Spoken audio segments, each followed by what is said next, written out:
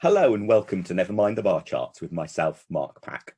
After the special joint edition with the Lib Dem Pod looking at cross-party cooperation last time, it's back to the normal format this time. And welcome back to Duncan Brack for one of our historical dives into a former party leader. So welcome to the show, Duncan. Thank you, Mark. It's good to be back. Now, having discussed Joe Grimond and David Steele with Duncan previously, this time we're headed into the 19th century with Lord John Russell.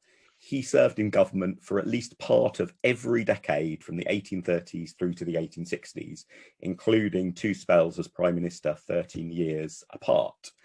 Let's start with the obvious question, Duncan, because it was your suggestion we talk about Lord John Russell this time. Why him of all the other former party leaders we could have picked? Well, I think there are two main reasons. No. There's one reason, isn't it? That you've recently written a book chapter about him. Well, that was going to be my first reason. So yes, I was asked by Ian Dale to write the chapter on Lord John Russell for his book, The Prime Ministers, 55 Leaders, 55 Authors, 300 Years of History. So there's a chapter on every Prime Minister. And there are some, I recommend it to your listeners wholeheartedly, some really good chapters in it. There are some that aren't very good. And I have to say my first preference was for Campbell Bannerman. And I would recommend you just don't read the chapter on Campbell Bannerman. It is truly awful.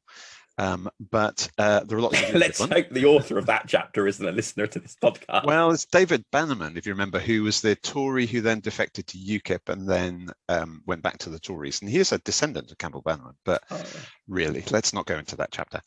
So I knew a bit about Russell before that, obviously, but I know a lot more now. So it's a kind of easy gig for me to do.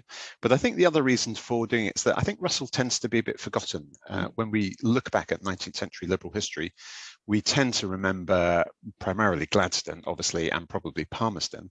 But I think Russell ranks alongside both of those as one of the three most significant liberal leaders of the 19th century. Yeah, I was quite struck when refreshing my memory about Lord John Russell just before recording this show that he stretches right from in the early 19th century being one of the young sort of radical reformers on the Whig side of the political divide, so pre-Great Reform Act and so on, through to having played a major role in getting the Great Reform Act through Parliament, being Prime Minister himself twice, the formation of the modern Liberal Party. And it's like he almost spans, in many ways, the politics of the 18th century to the politics of the 20th century. If you say, how did British politics change between those two centuries, almost all of the major features of the change Russell was around for and a player in some ways. It's quite a remarkable career. So let's, assuming, however, that most listeners are not that familiar with the details of this career, why don't you kick off, Duncan, with a little bit of a précis of who he was and what he did? Sure. So he was born in 1792. He was the third son of the Duke of Bedford. And therefore he was given the courtesy title of Lord John Russell. So he wasn't a peer in his own right, but the son of a peer. Incidentally, he was the grandfather of the philosopher Bertrand Russell and the great-grandfather of Conrad Russell, who many of your listeners probably will remember with great affection, a Liberal Democrat peer who died, about 15 years ago, I think. But does that mean there will have been some Christmas Day lunch conversations with all three of them? There won't quite, will there? I don't think, no. Lord John died before Conrad. I mean, my goodness, what a dinner table conversation that would have been with if they had all three of them around the table. That would have been absolutely great, yeah. But no, it wouldn't quite be that. He was born prematurely, actually, after just 7 months, and as a result was very short, which was often commented on. He was known as the widow's mite for some of his career, and don't ask me to explain that phrase. And he was in somewhat delicate health at various times, which did actually limit him a bit. But he, nevertheless, despite all that, he managed to be an MP for the whole period between 1813, from the age of 21, to 1861, with a couple of short gaps. And then he was ennobled in 1861, made a peer in his own right as Earl Russell, and obviously stayed that until he died in 1878. And then I think the kind of first reason why he is so significant is because he played a major role in reforming the British state. So he was, for kind of the first 17 years or so, he was in opposition because the Tories were forming the governments throughout that period, the long period post-Napoleonic Wars, when they stayed in power. And he was increasingly a voice against their more oppressive measures. For example, the Peterloo massacre. He always stood for reform of the electoral system, and he argued that Peterloo would perhaps not ever have happened if Manchester had had proper representation in Parliament, which it didn't at the time. He moved a successful abolition of the Test and Corporation Acts, which limited public offices to believers in the Anglican Church.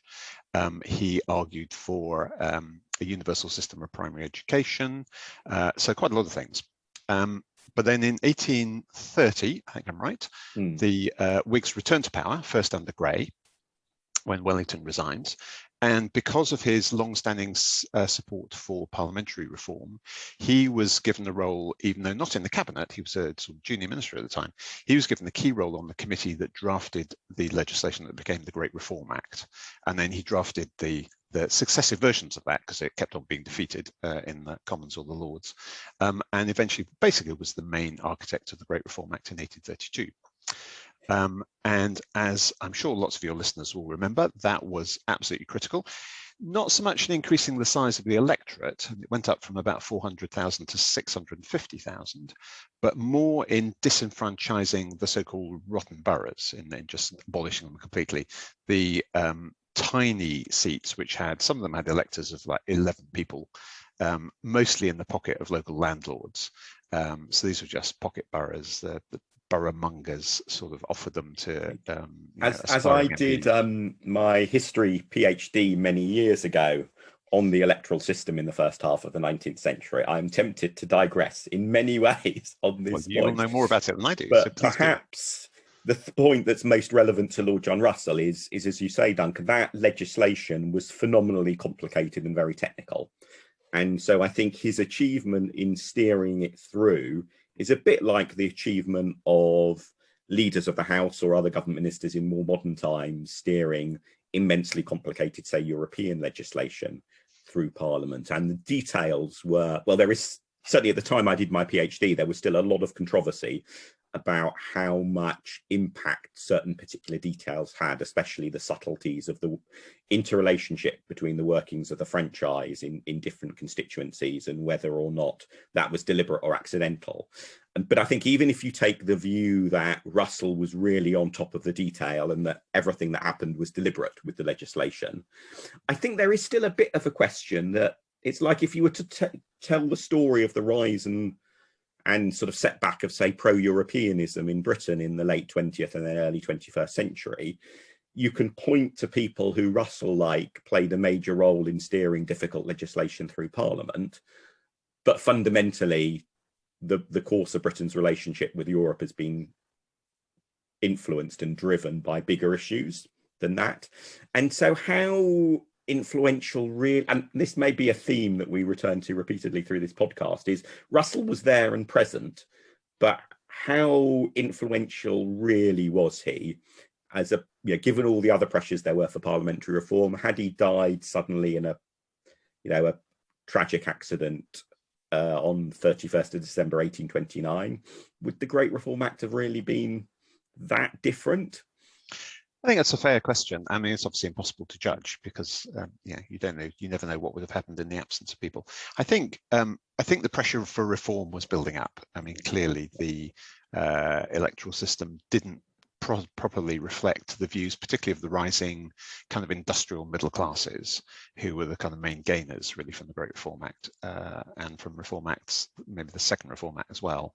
And they were becoming increasingly demanding of representation. So I think at some point it would have cracked, the system would have cracked. I mean, I think Russell was important. He was a good debater in Parliament. In fact, he was given the role of leading on the Great Reform Act legislation because the leader of the House of Commons, Althorpe, just wasn't a very good speaker. Contemporaries said that he was intelligent, he was fearless, he was a good speaker and debater in Parliament. In 1841, his chief whip, staring at the possibility of of defeat, wrote in his diary, but Johnny counts for 25 himself, which so balances parties. And remember, this was a period of very, far, we didn't have the kind of disciplined party system we have at the moment. So MPs would switch sides on lots of issues. So actually, an individual's performance in the House of Commons really mattered at the time. So I think, and some of the votes on the reform legislation were really quite narrowly passed. I think you can create a credible argument that he would have, he did make a difference. Yeah, I did a what if chapter, didn't I, for one of your books of many years ago. But there was one vote on the Great Reform Act where there was a margin of 1 in it. The thing that still amazes me about that vote is that it was the equivalent of, say, a vote on whether or not Brexit should go ahead now, in terms of a massive political issue with widespread public attention as well. Even back in the 19th century, with politics being a much less public business overall, there's huge public attention, and yet quite a lot of MPs didn't vote at all in that division. It's the whole culture of politics then was massively different. I guess my point boils down to that sort of Russell wasn't really, say, a Gladstone. That had Gladstone not existed, Ireland would still have been a big political issue, undoubtedly. It does seem, though, that it's a lot easier to make the case that how British governments tried to deal with Ireland was massively influenced by the existence of William Gladstone, that he added something to those bigger, longer term forces.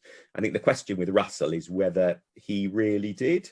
But maybe we should go on to some later bits of his life, see what else you can roll out in his defence in terms of his influence and importance.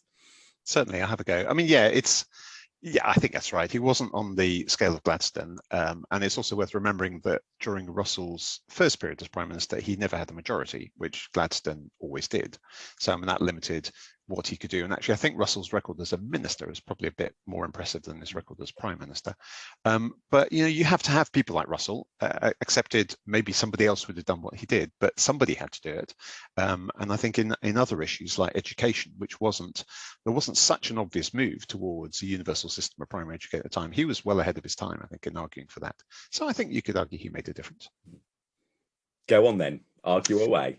So he was in the cabinet between 1830 and 1841 under Grey and Melbourne. And as I said, he was one of the main sort of leaders of the reform movement, or the sort of general group of MPs known as reformers. So this was all very, very loose. As well as the Great Reform Act, we had allowing nonconformists to have their own marriage ceremonies. And again, your listeners, I'm sure, will be aware that religious issues were much more important in the first half, throughout the 19th century, really, than they are now. So there was a long process of allowing more toleration for people who weren't Church of England adherents, and the Catholic emancipation, giving Catholics the right to vote, was passed in the 1820s. That Russell supported it. He wasn't particularly important in that. He brought in the National Register of Births, Deaths and Marriages for everyone, which we still have now. Before that, it was entirely records kept by churches, Church of England, old parish registers. He reformed local government to the extent he could. He brought in better supervision of the police, of drainage, of cleaning, all good Liberal Democrat community politics type things. I said he argued for a national system of primary education. He was able to establish a system of school inspectors and government funding for limited funding for school buildings and for training of teachers. And he was an early adherent, again, and this is important, of the repeal of the Corn Laws, the import duties on imports of grain that were brought in during the Napoleonic Wars, and effectively became a major controversial issue of the kind of 1830s, 1840s. And he gave a commitment to do that just before Melbourne's government fell, and actually possibly fortunately in the position where Robert Peel, the Tory Prime Minister who replaced Melbourne, then himself became convinced of the need to repeal the Corn Laws, partly because that would reduce the prices for the price of food for the population, for working people. Industrialists obviously supported it because it meant they could possibly pay their workers less or get more out of their workers. The landowners obviously opposed it because they were able to sell their own grain at higher prices, but they were primarily Tories. So it was a really important issue. It split the Tory party in the end when Peel argued for repealing them. and essentially kept the Tories out of power mostly for most of the next 30 years or so. So it was quite a smart move really for Russell not to be in government when that was happening, but he was a strong supporter and helped to sort of face down the Whigs, some of the Whig landowners in his own party who were dubious about it. I guess that leads on to probably the most significant question mark over Russell's record, which is the famine in Ireland. That, as you say, Duncan, the desire to repeal the Corn Laws was in many ways prompted by famine in Ireland and food shortages, and hence a desire to lower the price of food to deal with that. But if you look at the arc of the famine in Ireland, I mean, the numbers are just horrific in terms of death and huge emigration as well as a result. I think it's a quarter of Ireland's population, isn't it, either died or left the country, which I just unimaginable, really. If that would be, the UK's population is what now, 60 million or so, that would be 15 million people dying or leaving. It's a massively scarring feature in Irish history. It's probably the biggest, or certainly one of the biggest, peacetime disasters in the UK history in general, Ireland at the time being part of the UK. And you really have to scrabble around for things like the Black Death to try and find, other disasters up there comparable with it. And although, as you say, repeal of the Corn Laws was done by Robert Peel, a Conservative government, but then that split and fell, Russell then came into power and, in fact, was Prime Minister. And he didn't tackle the famine successfully, did he? So that's a really interesting question. So he becomes Prime Minister in 1846 and is PM for the next 6 years, so basically through the worst of the Irish famine. And certainly the image is, the kind of history is that the British government took the opportunity for the famine, motivated by this kind of Whig laissez-faire philosophy, non-intervention, keep government spending low. They at the best didn't respond to it properly, and at the worst, if you believe the kind of conspiracy theorists, actually used the famine as an excuse to keep down the Irish, basically, and we're actually happy to see lots of them die or emigrate. And that's a kind of story that's particularly strong amongst the Irish population, in sort of emigrant population and their descendants in the United States and Canada. And I think there are good reasons to doubt all of those stories, because what you have to look at is the condition the government found themselves in. Now, the potato crop started failing when Peel was in power, and initially in the first couple of years, government spending on imports of corn and grain to Ireland was very, very high, actually, and they responded quite well to the early stages of the famine. But by the time Russell takes over, 25% of government expenditure is going on Irish famine relief. And there is an economic depression, starts in 1846, I think it was, just as he becomes to power. So government starts running out of money, basically. And so you have to look at the options that were available to him. So, if you need to increase government spending, you either cut spending on something else, you increase taxes, or you raise a loan. You start borrowing more. And Russell tried to do all those three things, and they all failed for reasons that I think we probably understand better now, because we have more of a theory of macroeconomics, but of course the people running the government then didn't. So the first issue, if you're trying to cut government expenditure, well, 50% of government spending at the time was going on debt interest from debt accumulated during the Napoleonic Wars. So you can't cut that. If you start doing that, then you're risking a sort of bond market panic, interest rates go up, you end up paying more. People won't service your debt, really serious problem. 25%, I said, was on Irish relief anyway, and 25% was on everything else the government did, which of course at the time was primarily the army and navy and foreign service. So there wasn't, and also they had been cut back quite savagely under the Peel governments, the Tory governments before, so there actually just wasn't much left to do there. So in the end, they did end up cutting expenditure on famine relief, and you can kind of see why. But they tried, the first response was to try and raise a big loan, which was a disaster. The government was running a budget deficit at the time, and there was a trade deficit as well. The bond markets didn't believe the British government could service the debt, so they were simply not able to raise the money.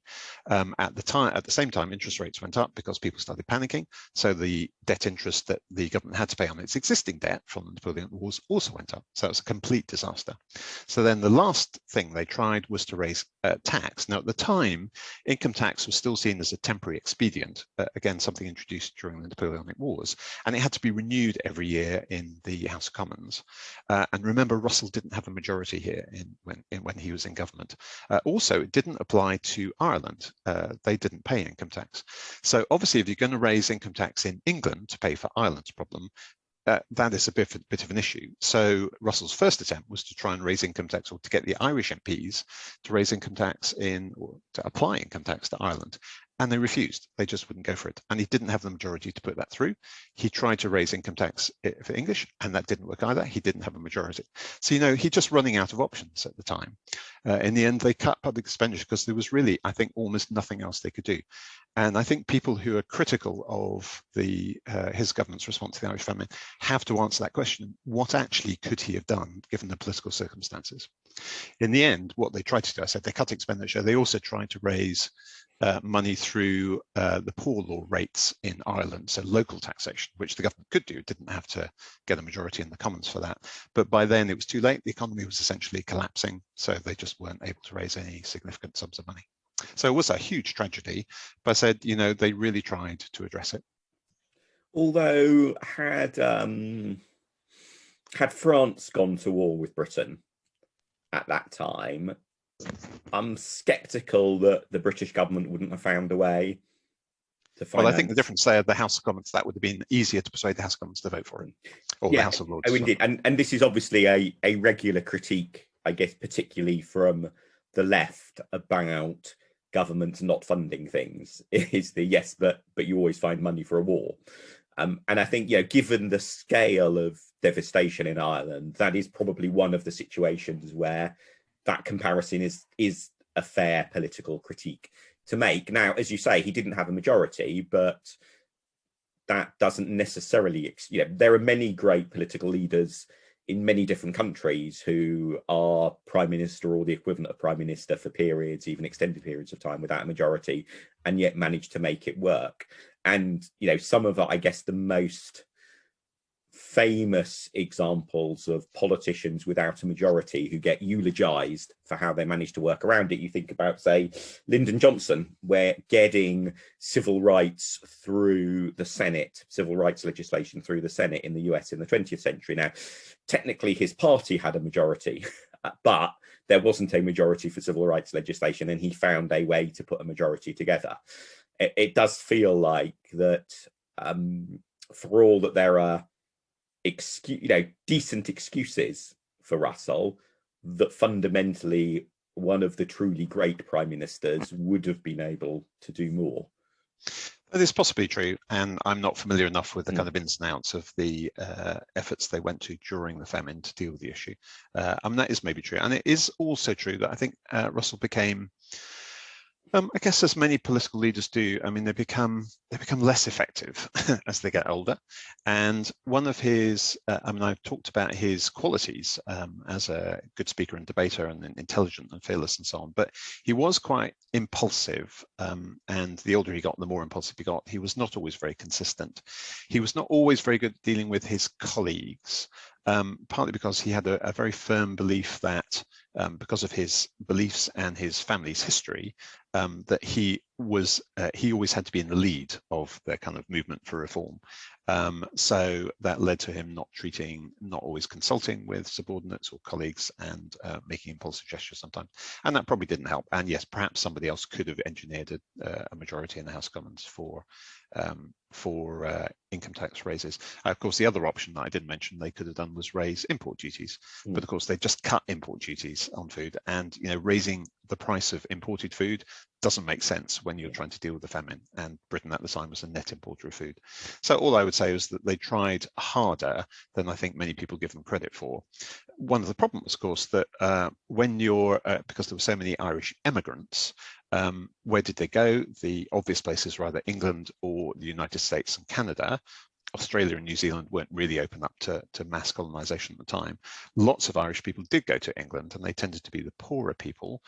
But the richer people, or the middle classes, tended not to do that because a lot of them owed income tax arrears or tax arrears or some kind of arrears, poor law rate relief to the British government. So they tended to emigrate to the United States.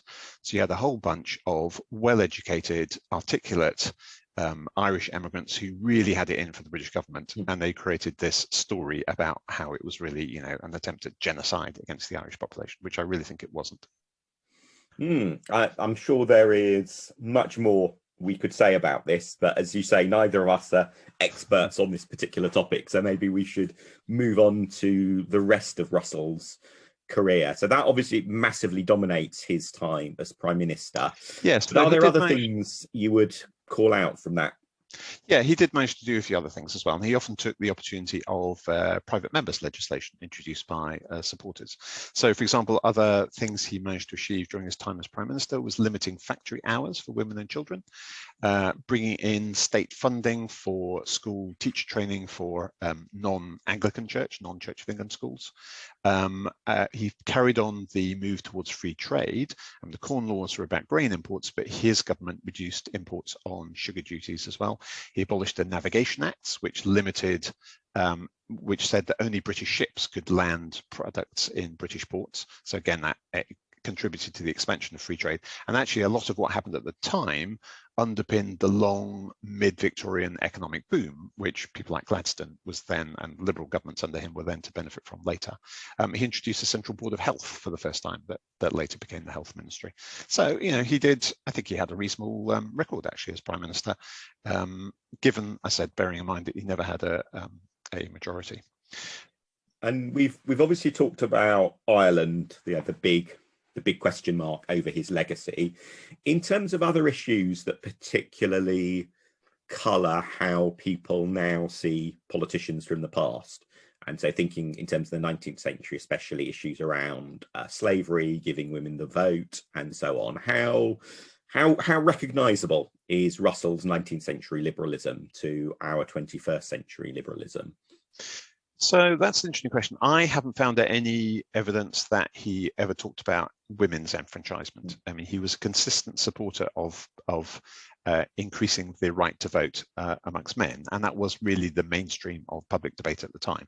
So although he defended the 1832 Reform Act so vigorously a few years later that he became known as Finality Jack, but he then became convinced of the need for further reform, and actually he moved successive reform bills throughout the 1850s and 1860s to widen the franchise further and to do more kind of redistribution of seats to reflect the different patterns of growth of population, primarily in the industrial cities.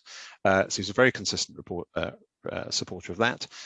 He generally, spoke out for freedom of thought, conscience, and religion. He moved a motion for the abolition of slavery, I think about 5 years before it was actually achieved in the it was 1833, wasn't it? So he was talking about it in the 1820s. So he's pretty consistent there. As I said, the proposals to enfranchise women were, I think, first introduced to the House of Commons in the 1860s, weren't they, by John Stuart Mill, the great Victorian. Yeah, although, philosopher. I mean, there was some controversy over whether the Great Reform Act actually technically was a slight step backwards in terms of using words like men and male in the Act. And there's the History of Parliament Trust, if I remember rightly, has got an interesting piece on its website about to what extent did women actually occasionally vote prior to that. Yes, because the election rules were a little bit like the rules for monarchical succession, as in it was very clearly based on the idea of giving more power to men than women, but occasionally under very special circumstances maybe a woman could sneak in. And certainly for my PhD, I remember reading this account where it sounded like a group of women discussing discussing on an election day going to vote. And it's quite hard to read into that context anything other than at least one of them, being a landowner, was actually able to vote in that election. So I think that, but yeah, that's very much sort of in the footnotes of history, whether technically 1832 was a slight step back. But it does strike me that through all of that local government reform that Russell was involved in various ways, that had, say, John Stuart Mill been doing it, there would have been, ways in which women would have been allowed a bit of the vote, because that's what we see later in the 19th century, that male politicians were much more willing, male MPs in particular, and peers, much more willing to see women have the vote at the local government level. And I think the fact that Russell did so many of those changes without leaving behind, as you say, any public track record of being in favour of female enfranchisement is a pretty good clue that he wasn't really bothered about it. Yeah, but I mean, there's always a danger in looking back at events coming up for 200 years ago with a kind of a lens that's our political beliefs that are formed in the 20th, 21st centuries. I mean, it was not one of the big issues of the first half of the 19th century, or even most of the 19th century, to be honest. I mean, Mill tried to amend the Second Reform Act, didn't he, in the 1860s, and failed, did not get a huge amount of support. There were a lot of kind of other reform issues, slavery, religious liberties, freedom of thought, those kind of things that tended to attract attention. And I don't think it would be completely wrong to think Russell was an opponent of enfranchisement of women. It just wasn't part of the kind of even the reform mainstream at the time. It was very slowly beginning to emerge, I think. Yeah. Slavery is maybe the better yardstick then, as you say, on which to judge him, because as you say, I mean, we always have to be careful about importing current values on judging people from the past. It's quite a controversial exercise. But I think on slavery, one can fairly say that was very much something that people were aware of. And if you were not in favour of the abolition of slavery, I just didn't really notice, or I didn't think about it. So excuse doesn't wash. Yes, that's absolutely right. Yeah, in a way that I always puzzles me with American political history, how the slave owning founding fathers of the US have generally had a remarkably kind yes, indeed, buy from history, as if, I know obviously it is particularly controversial at times in even current US politics, some of their slave owning records, but generally speaking, there's quite a generous buy given, which I think is hard to justify, given that at the same time slavery was a very much a live political issue in Britain. And I mean, William Wilberforce was hugely crucial to its abolition, but people like Russell do seem to have played quite important subsidiary roles in that, don't they? Yes, I think that's right, absolutely. And while we're talking about Russell's political beliefs, we ought to remember, I think, the other major reason why he's important, alongside his record in reform of the British state, which is his record in bringing together the forces that became the Liberal Party at the time. Because, again, your listeners will probably be aware of this, but politics was very loose at the time. So we didn't have disciplined parties at all. There wasn't a mass electorate to appeal to anyway. So you had quite loose groupings of MPs who came together and then split apart on different issues. And it was always quite tricky to manufacture a majority for administration, and they could never be sure of it. But on the kind of Liberal side, or what then later became known as the Liberal side, you had 3 or 4 major groups of MPs. There were the Whigs, which Russell identified with. So these were the kind of inheritors of the people who argued for parliamentary supremacy over the monarchy, so the right of Parliament instead of the right of the Crown, and in contrast to the Tories, who tended to argue the other way around. And they can trace their origins right back to the 17th century. You're a historian of this period, aren't you, Mark? So you will know more than I did. But had a good record generally of kind of extending the belief in the rights of Parliament against the Crown into generally the rights of individual liberty, of property, freedom of thought, freedom of conscience, freedom of religion. You had a bunch of more, and a lot of them tend to be aristocrats and landowners, because those were the main people who were involved in politics at the time. You had a bunch of more sort of middle-class reformers and radicals who tended to argue for more radical positions on parliamentary reform, perhaps universal suffrage, which was becoming an issue at the time, more frequent elections, things like that. quite loose, often disagreed among themselves quite violently. They'd really be at home in the modern Liberal Democrats. Difficult to corral, but increasing in numbers. You had Irish MPs who, by and large, tended to be on the reform side because they got more out of Whig governments than they got out of Tory government. And then after Peel repealed the Corn Laws and split his party, the followers of Peel, the Peelites, which included people like Gladstone, formerly Tories, now peeling away. Sorry, that was very good, Duncan.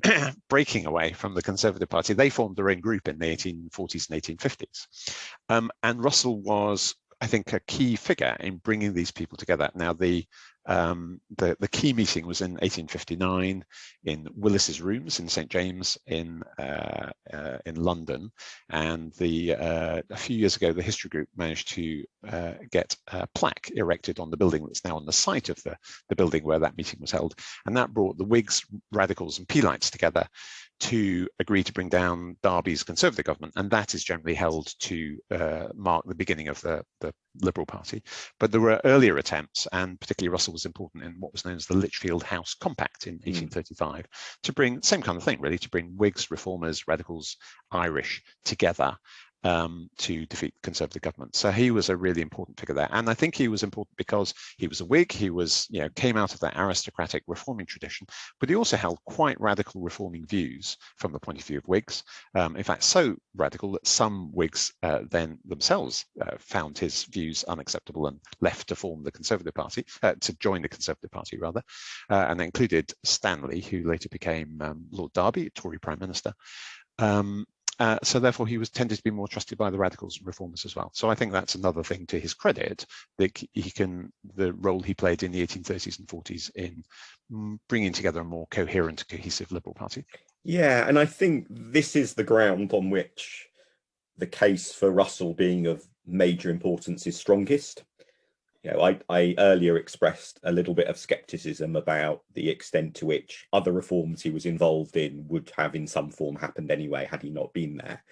But I think when you're looking at bringing together different disruptive, fractious, etc. personalities, then in turn the personality of the key players in that matters especially. And in that sense, I would draw a parallel a bit with maybe the politics of the 1970s and the 1980s, that there were clearly big long-term forces that were undermining the then two-party system in British politics, but the particular course of events that happened, I think it's fair to say, did depend a lot on the personalities of David Steele and Roy Jenkins in particular.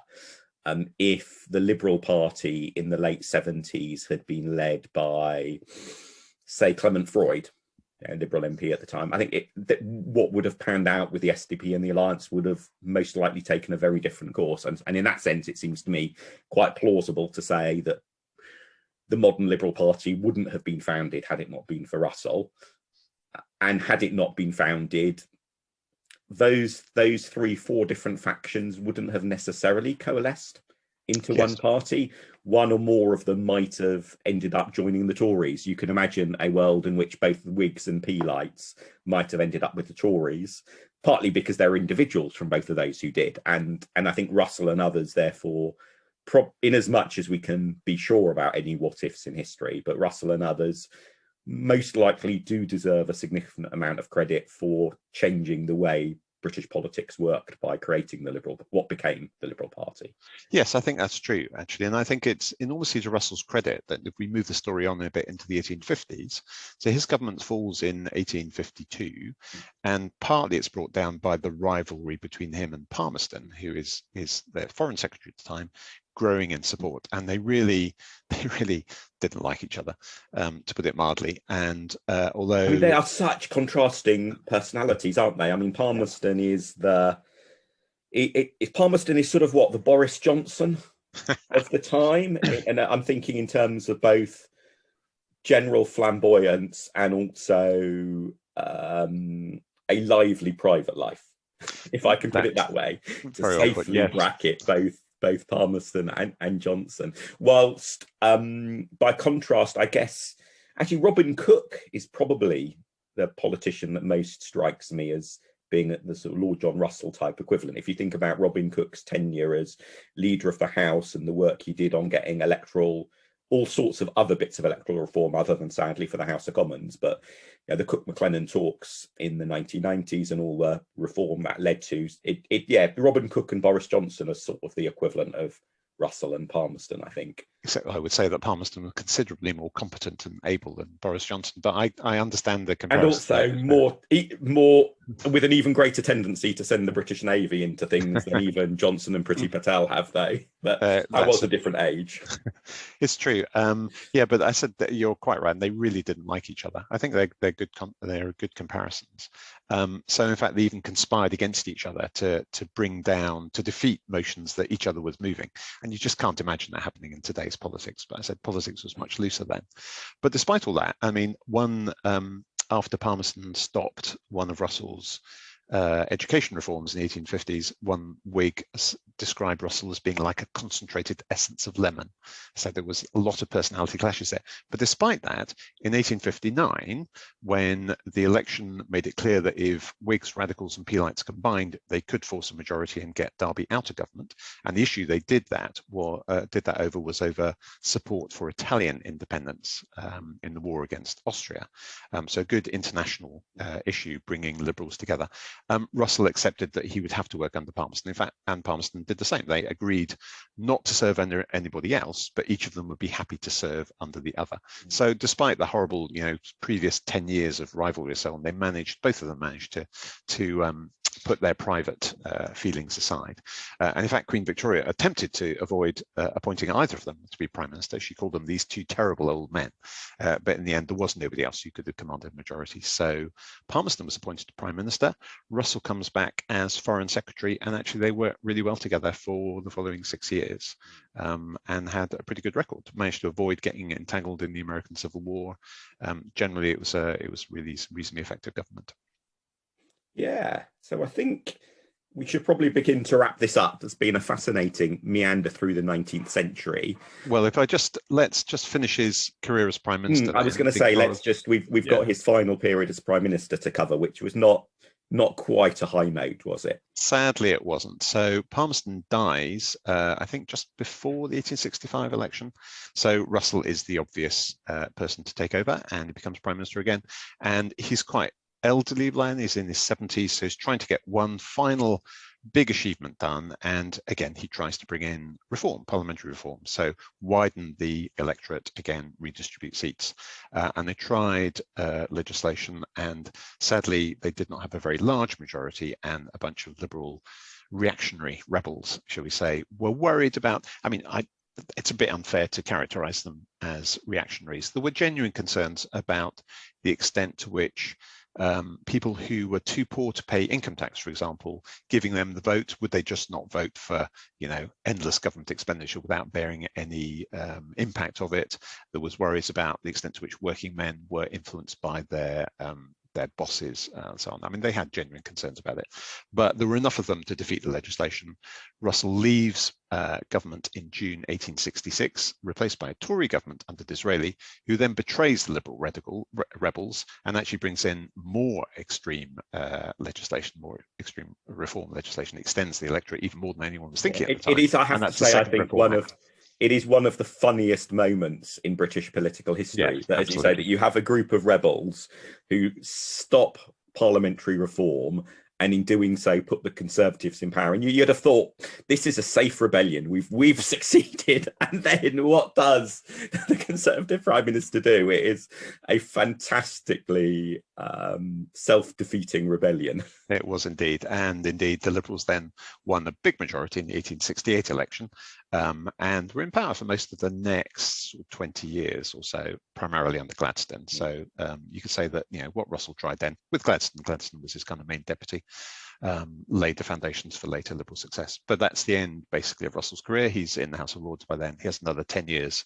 left to live, 12 years left to live. But he carries on arguing for the causes that motivated him, actually, reform and education, basically.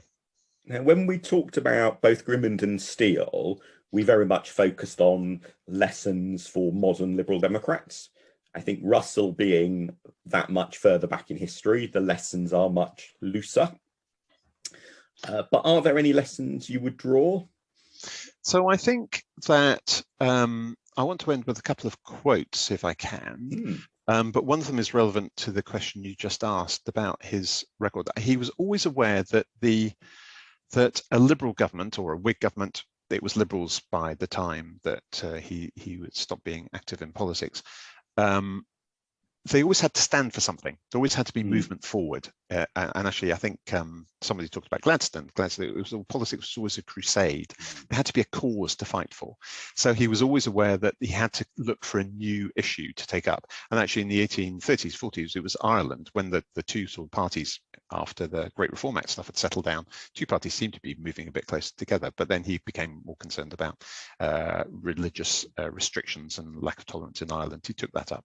He took up the cause of free trade. He was aware that you had to find a cause to bring the Liberal side together and appeal to the country. And one of the quotes I want to use is from his entry in the Dictionary of National Biography.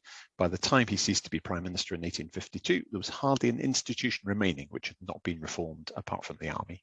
The anxieties of war and post-war years had yielded to the march of intellect and an almost universal preference for modernity and progress. And he was important in doing that. And I think, Liberal Democrats, we can't ever be concerned just about managing the state. We are a movement for reform. We have to achieve things. We have to change the world. And the other quote, if you'll allow me, is about his own character, which I said he was, in many ways, a very attractive character. I think it'd be interesting to meet. But he was also impulsive and he had enormous self-confidence and perhaps should have been deterred a few more times than he actually was. But this is what his friend, the Whig cleric Sidney Smith, wrote about him. There is not a better man in England than Lord John Russell, but his worst failure is that he is utterly ignorant of all moral fear, for there is nothing he would not undertake. I believe he would perform the operation for the stone, build St. Peter's, or assume, with or without 10 minutes' notice, the command of the Channel Fleet. And no one would discover by his manner that the patient had died, the church tumbled down, and the Channel Fleet had been knocked to atoms. Dear Lord John Russell, you want to shake the world and be the thunderer of the scene. That is not a bad epitaph for someone to have on their political career. It's been absolutely fascinating. Thank you so much for that, Duncan. I will include links in the show notes to the book chapter that you have done on Lord John Russell, and also the 1832 What If chapter that I did for one of your books a few years ago. And anyone who wants to find out more about Lord John Russell, such as get an explanation of the widow's mite nickname, you can find Duncan, you can tweet him your historical questions at Duncan Brack on Twitter. I am at Mark Pack, and this podcast is at Bar Chart Podcast. And look out, as I said in the show notes, for follow-up links to what we've discussed. If you like listening, please do tell others about this podcast and give it a rating or review in your favourite podcast app. Listener Apata did just that recently, posting the lovely review. Really appreciate this podcast. It's very balanced and open-minded. I hope, Apata, you still think that after this episode. Thank you for that kind review, and thank you to everyone for listening.